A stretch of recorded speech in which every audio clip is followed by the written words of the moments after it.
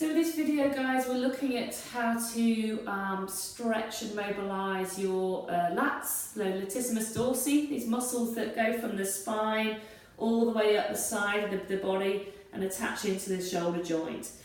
Very often we find with some swimmers it get really tight through the lats because they get used so much.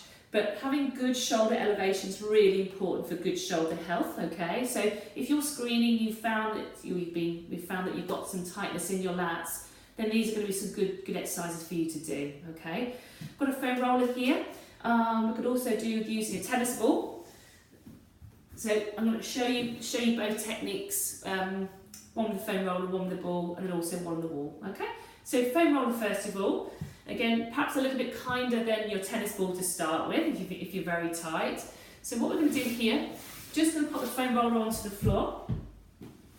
And we're just going to then just lie down onto the side. And so we get the armpit on top of the foam roller here, okay?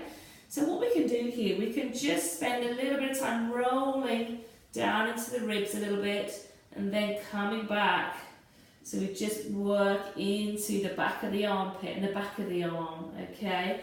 So working up and down, and you'll no doubt find, if you are a little bit tight, you'll no doubt find some areas that are really quite uncomfortable and tight.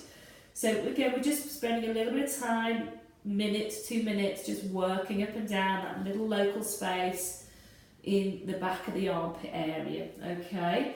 So that's one way we can do it, okay, using the foam roller. But we can also use a tennis ball, so we can put the foam roller out the way. The tennis ball, you can be a little bit more direct and localised to the tight bits, because the foam roller is a little bit generic, if you like.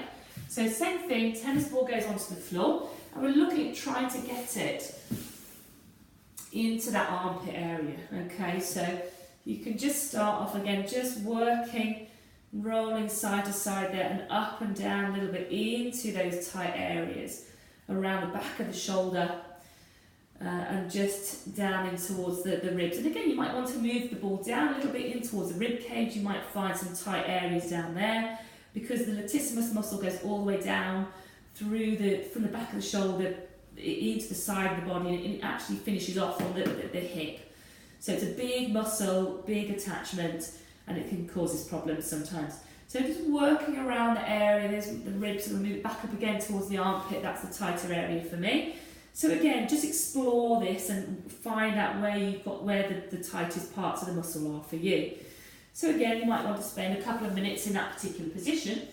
But once you've done your foam rolling or your tennis ball work, then we need to give it a good stretch. So there's a really great little technique on the wall, which I'll show you in a separate video. But we can do a stretch that in yoga we call swan pose, and this is how we do it. So we come onto a mat, and what we're going to do here, we're just going to sort of start off in hands and knees. I'm going to just walk both hands forward, and the sit bones go up towards the ceiling, so the weight's going back almost towards the heels. And stretch the arms out as far as you can. Now for you guys, for swimmers, you probably need to come into a streamlined position. So if you can, bring the hands on top of each other, okay? And then we're just going to let the head relax down to the floor, okay? We're really trying to get some length and some stretch into the back of the armpit. So if you can, try and rest the forehead down onto the ground.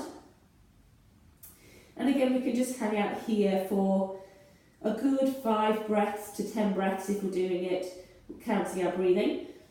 Or you could hold this for a good minute, 30 seconds to a minute.